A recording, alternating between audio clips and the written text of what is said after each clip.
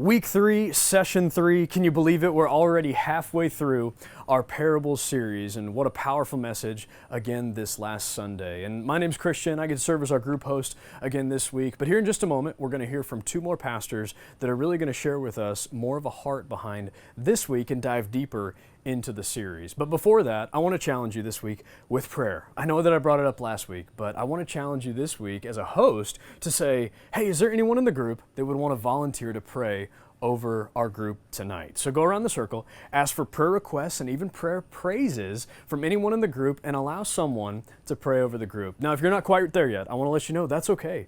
I want to remind you that God hears your prayers too. The silent prayers matter just as much as the ones that we say out loud. But as a group host, if you would challenge your group, I'm sure you'll have at least one person that would say, you know what, I'm ready to pray over this group. Enjoy that. Continue to grow closer. I hope that you've had a blast, and enjoy this next series.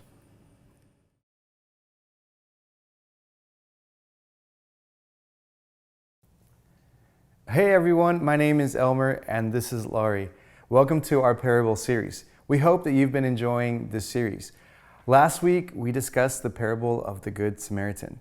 We explored that Jesus wants us to have a heart of compassion, serving your neighbor without strings attached, and having a heart of generosity.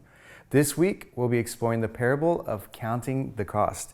If you haven't done so already, pause the video and read Luke chapter 14, verses 25 to 33.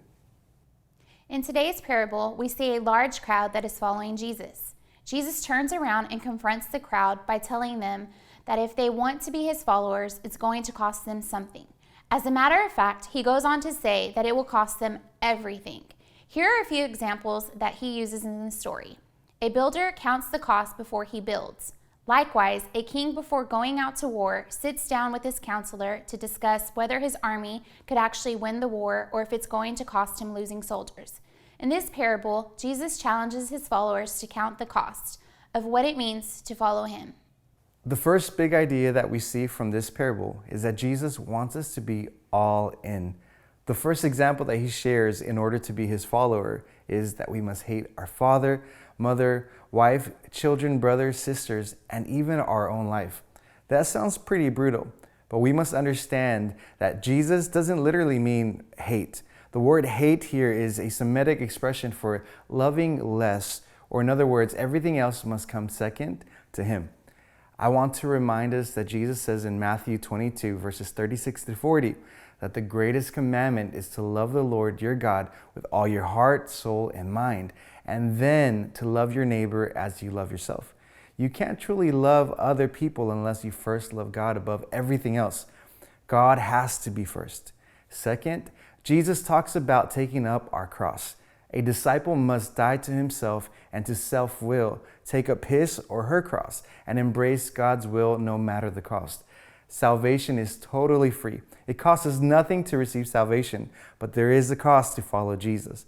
Following Jesus will cost you your time, your treasure, maybe your popularity, and even losing some friendships. I don't know what it will cost you personally, but it will cost you.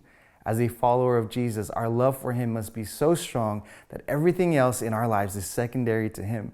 Jesus went all in for you. Have and are you willing to go all in with him?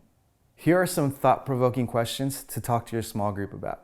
Number 1, if you've said yes to following Jesus, what areas of your life do you still need to surrender to really go all in?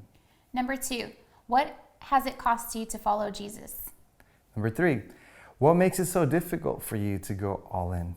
And number 4, if someone were to look at your life, would they be able to tell that you're a follower of Jesus?